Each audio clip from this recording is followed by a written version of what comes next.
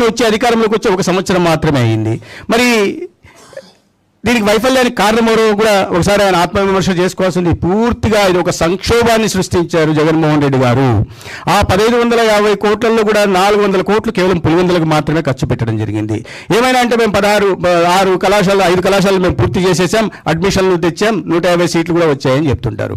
ఆ 5 కళాశాలలు తర్వాత కూటమి ప్రభుత్వ అధికారంలోకి వచ్చిన తర్వాత వచ్చిన పాడేరు కళాశాల మొత్తానికి పెట్టాల్సిన ఖర్చు 3025 కోట్లయితే ఈ 6 కళాశాలకు పెట్టాల్సిన ఖర్చు 3000 అంటే పెట్టిన ఖర్చు 720 కోట్లు మాత్రమే.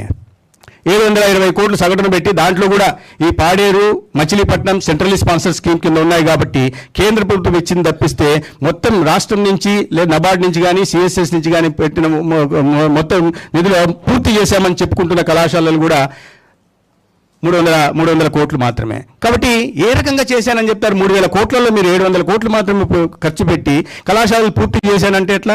ఆనాడు ఎన్ఎంసీ గైడ్లైన్స్ ప్రకారం 22 గైడ్లైన్స్ ప్రకారం ఆ కళాశాలలు ఆనాడు 100 కోట్లు ఖర్చు